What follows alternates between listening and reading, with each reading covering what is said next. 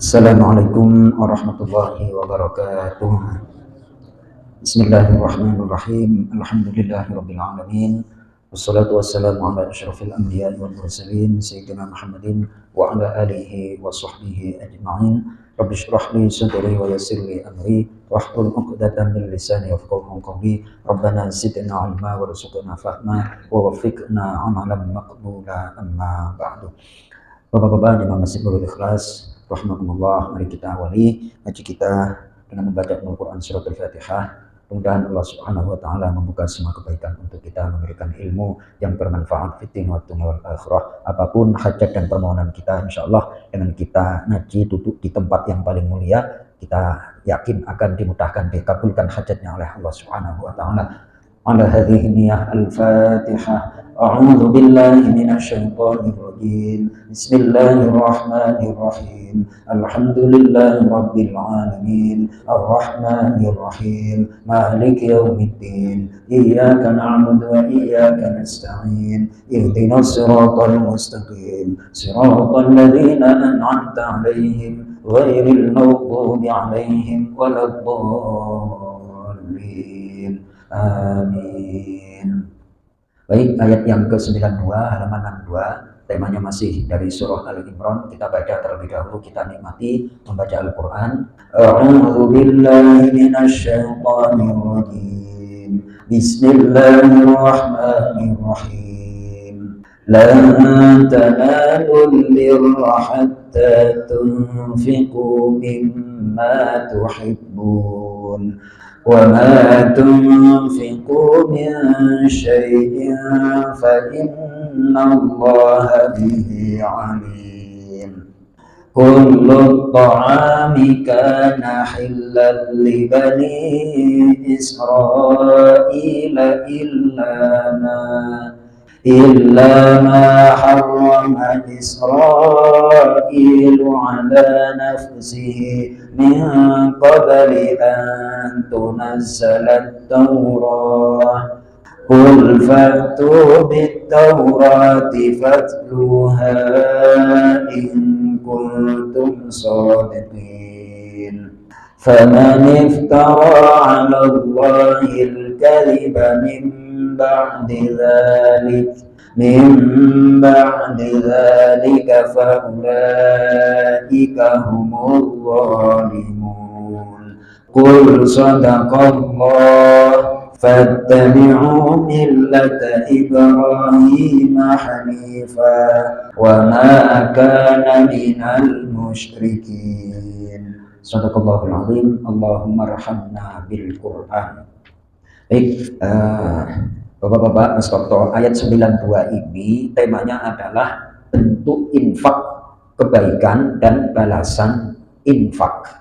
Hubungannya dengan ayat sebelumnya adalah orang ahli kitab mengklaim atau mengaku beriman dan bahwasannya kenabian itu terbatas dari kalangan mereka, yakni orang Bani Israel atau Yahudi, dan bahkan neraka itu tidak akan menyentuh mereka kecuali hanya beberapa hari saja. Jadi orang Yahudi itu melakukan kejahatan, melakukan kezaliman, pede. Kenapa? Karena merasa bahwa nanti seandainya disiksa, siksanya nggak lama. Waduh, itu keyakinan yang menyimpang.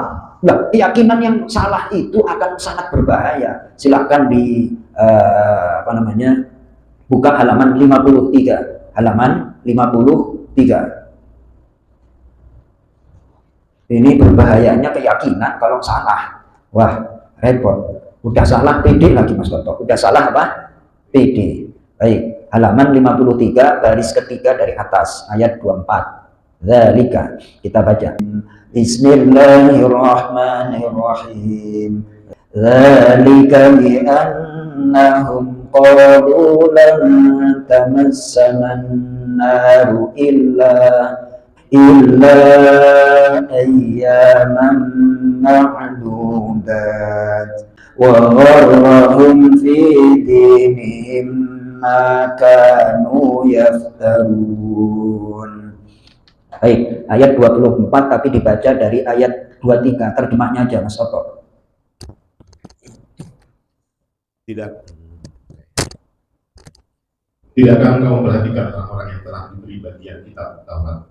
Mereka diajak berpegang pada kitab Allah untuk memutuskan perkara di antara mereka. Kemudian sebagian dari mereka berpaling seraya menolak kebenaran. Hal itu adalah karena mereka berkata, api neraka tidak akan menyentuh kami kecuali beberapa hari saja. Mereka terpedaya dalam agama mereka oleh apa yang mereka ada-adakan. Baik, jadi cuman 40 hari itu terjemah perkataannya. Zalika, Mas Toto. Zalika, demikian itu, biar tahu, sungguh mereka berkata, lantamas sana tidak akan menyentuh kami. An-nar, api neraka, illa kecuali hanya ayyama, beberapa hari, makdudat, terhitung 40 hari. Tuh, wah, seandainya masuk neraka cuma 40, wah, apa enggak hebat itu keyakinannya Mas Toto. Makanya, ayo coba bayangin, kita nggak bisa menganalisa otak dan hatinya orang Yahudi kecuali dari Al-Quran. Jadi kenapa mereka berani tega membunuh Palestina dan segala macam? Kalau nurani manusia yang waras itu nggak bakalan. Apalagi sekarang itu dunia semuanya mengedang. Yang model pangkai apa kayak turun ke jalan untuk free Palestine. Bahkan tatonya itu di medsos-medsos itu, ya Allah, itu menggunakan hati nurani. Orang Yahudi itu gara-gara dicekoki yang kayak gitu ya sudah, nggak masalah lah, nipu orang, bunuh orang, nggak masalah. Paling masuk neraka cuman 40 hari. Allahu Akbar. Lanjut Mas Toto. Dan mereka terpedaya fi dini, di dalam agama mereka, maka oleh apa yang mereka telah mereka dustakan dalam ucapan mereka. Tuh, ya Allah, itu turun temurun Mas Toto. Apa? Turun temurun. Nah, kalau nggak direparasi ya Bani Israel tetap kayak gitu-gitu aja. Ayo, ya Pak Aris ya. Itu keyakinan, sudah menjadi keyakinan. Kan repot itu dirubah karena sudah menjadi keyakinan. Asbabun nuzul ayat 23 24. Mas Toto. Pelan-pelan. Ibnu Abbas radhiyallahu anhu berkata bahwa suatu hari Rasulullah SAW mendatangi orang-orang Yahudi di suatu tempat pendidikan Taurat dan mengajak mereka kembali ke jalan Allah. Naim bin Amr dan Harits bin Zaid lalu bertanya kepada Rasulullah SAW, apa agamamu, wahai Muhammad? Aku mengikuti agama Ibrahim, jawab Rasulullah SAW. Mereka berkata, Ibrahim itu menganut agama Yahudi. Jika begitu, mari kita buktikan di dalam isi Taurat. Lanjut Rasulullah SAW. Namun mereka enggan, maka turunlah kedua ayat ini. Nah, ayo mana ijazahnya yang asli? Coba keluarin. Nah, kira-kira kan sampai itu enggak berani gitu. Loh kok malah ke ijazah ini? Oh, enggak. Nanti malah melebar dikira politik saya. Enggak, itu contoh ya, contoh. Enggak berani itu. Ya, Mas Toto ya, enggak berani. Tapi sudah salah jadi keyakinan. Astagfirullahaladzim itu. Makanya membenahi keyakinan itu penting. Kalau keyakinan itu bagikan pondasi Mas Toto. Kalau pondasinya nggak kuat, bangunannya juga mudah runtuh, roboh, goyang. Tapi kalau keyakinannya kuat, dalam hal masing hidup itu kan Pak Andra, apa sih problemnya kehidupan? Menghadapi masalah, yang masalah rezeki, paling itu aja, benar apa enggak? Padahal Allah itu ngatur segala makhluknya. Yang penting kita beriman, beramal soleh, waktunya kerja ya kerja, nggak usah macem-macem. Pasti nanti hidupnya akan enjoy aja. Yang nggak enjoy itu kan yang nggak benar itu. Baik, jadi demikian hubungannya adalah kembali ke surah Al-Imran ayat 92 dan sudah sangat selaras atau sepantasnya pada ayat 92 Allah mengingatkan manusia bahwasannya bentuk atau tanda iman itu adalah berinfak fi sabilillah, berinfak di jalan Allah dari harta yang dicintai disertai keikhlasan. Baik. Ayo Pak Andra, ayat 92. Lan tanalu. Bismillahirrahmanirrahim. Kamu Lan tanalu, berkata. Bismillahirrahmanirrahim. Lan tanalu biro. Lan tanalu. Tidak akan kalian memperoleh albiro, pahala kebajikan surga, hatta hingga tumfiku kalian menginfakkan mimma dari apa harta yang tuhibbun kalian sukai. Baik, stop. Jadi yang disukai bukan yang paling disukai. Ya, kita suka susu beruang, terus ada yang ngasih susu beruang. Itu termasuk berinfak dari yang disenangi. Saya suka dendeng balado, terus dikasih dendeng balado sama Mas Toto. Itu namanya berinfak sih. Gitu ya. Lanjut, wa ma tunfiku. dan apa yang kalian infakkan min syai'in dari sesuatu sedikit atau banyak. Fa innallaha, maka sungguh Allah, bihi alimun, bihi dengannya alimun, maha mengetahui, memberi pahala. Baik, maknanya adalah bahwa infak itu adalah untuk fisabilillah yang akan mencapai hakikat kebaikan berangkat dari harta yang disenangi, bukan harta yang tidak disenangi. Itu harus ada disenangi. Sudah nggak suka terus diinfakkan. Ada yang lebih parah lagi Mas Toto, ya kan? Udahlah nggak, maaf nih ya contoh, udahlah hampir kayak sayuran, busuk pun nggak mau ya Allah ya Karim, itu keterlaluan. Ada yang model seperti itu Pak Mandra? Ada ya? Masya Allah, keterlaluan. Kemudian yang kedua adalah motivasi, dorongan untuk sedekah, baik yang nampak maupun yang tidak nampak. Jadi sedekah itu harus, caranya bagaimana? Satu ketika ditanya, bagaimana sedekah yang paling baik itu? Satu ketika Sayyidina Ali ditanya, ternyata sedekah yang paling baik itu ada 4 macam. Ada apa? Berapa? 4 macam. Silahkan dibuka surah Al-Baqarah ayat halaman 46 aja dah. Halaman 46. Jadi sedekah yang paling baik itu yang apa? Sayyidina Ali menyampaikan ada 4 jenis sedekah harus kita bagi itu. Caranya bersedekah itu ada 4. Ini petunjuk Al-Quran. Halaman berapa tadi? 46 ayat 274, baris ketiga dari bawah. Baris ketiga dari bawah, pas ain itu. Kita baca. Bismillahirrahmanirrahim. Alladzina yunfiquna amwalahum bil-laili wan-nahar. Bil-laili wan-nahari sirran wa 'alaniyah. Falahum ajruhum 'inda rabbihim wala khaufun 'alaihim wala hum yahzanun. Pak Mandra, ayo. Alladzina, orang-orang yang yunfikuna, mereka menginfakkan amwalahum, harta mereka, bil laili, pada malam hari. 1. Terus Wan nahari, dan siang hari. 2. Lanjut. Sirron, secara rahasia atau sembunyi-sembunyi. 3. Lanjut. Wa alaniyatan, dan terang-terangan padahum. Nah, tuh. Jadi cara bersedekah yang terbaik itu bentuknya ada 4. Malam, siang, rahasia, dan terang-terangan. Itu dibagi Mas Toto. Apa? Dibagi. Caranya seperti itu. Kalau orang sedekah model seperti itu, tenang. Bentuknya tenang apa? Lanjut. Falahum, maka bagi mereka ajruhum, pahala mereka inda rabbihim, di sisi Tuhan mereka. Baik, stop. Jadi maknanya adalah gini, kalau kita memahami di sisi Tuhan atau dari sisi Allah, kalau saya bayar Mas Toto, kemampuan saya paling berapa persen, betul? Tapi kalau dari sisi Allah, berarti yang ya amplopnya musola kecil sama Istiqlal kan beda Mas Toto, betul? Ya, misalnya saya diundang, terus Pak Wali Kota misalnya, tentunya amplopnya kan beda Mas Toto sama yang kelas-kelas kodam kan kayak gitu, betul? Nah, jadi pahalanya itu langsung dari sisi Allah. Lanjut.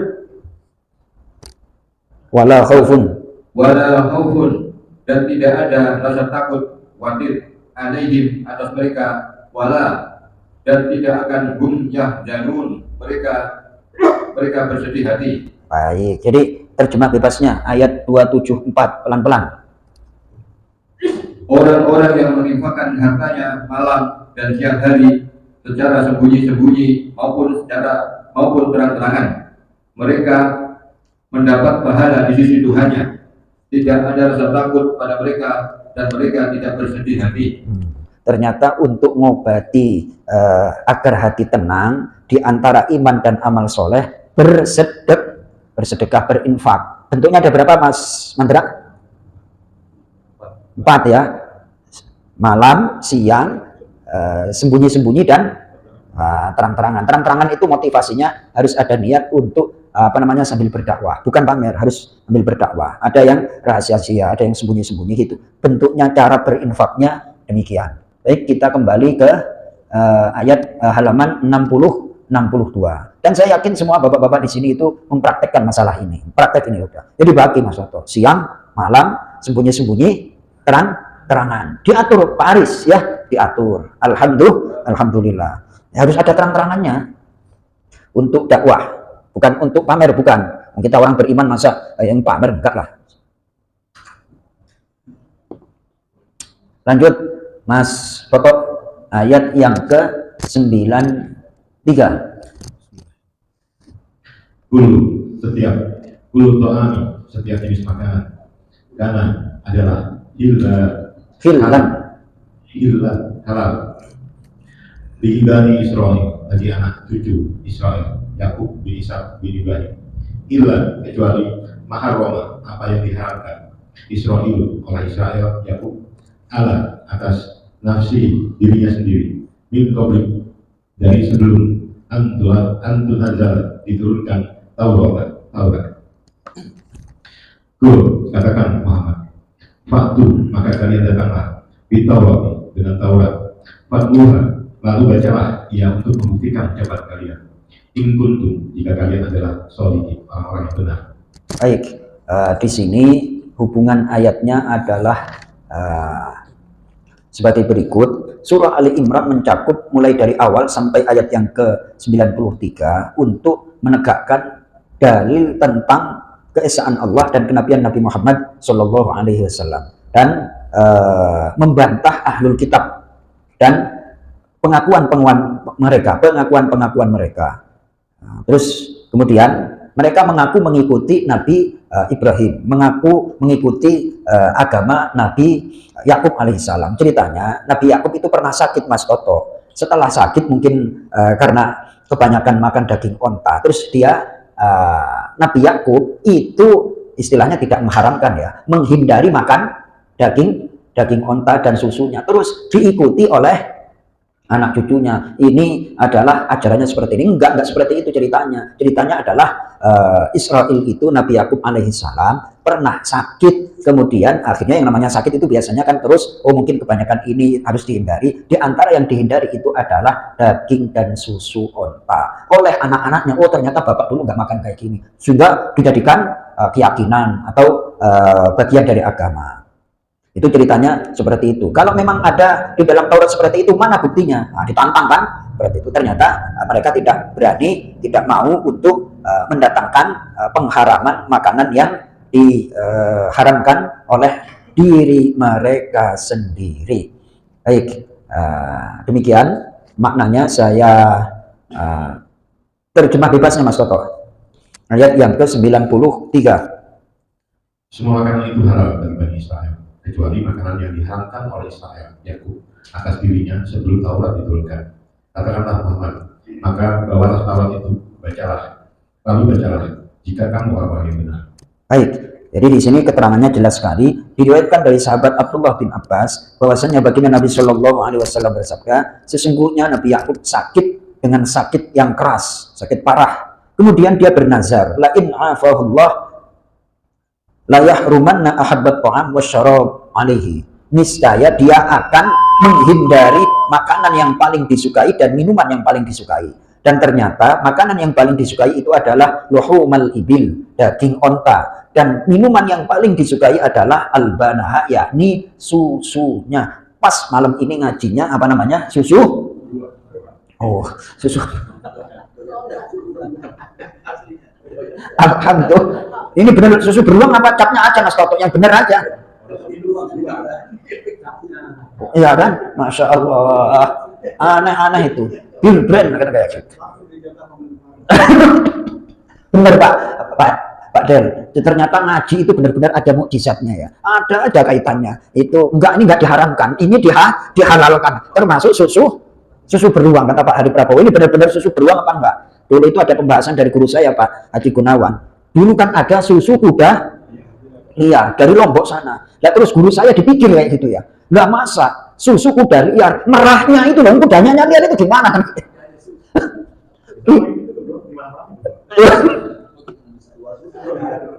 Masya Allah, alhamdulillahirabbil alamin. Mudah-mudahan bermanfaat. Kita tutup dengan doa kafarat majlis. Silakan Pak Dan. Ya. Ya.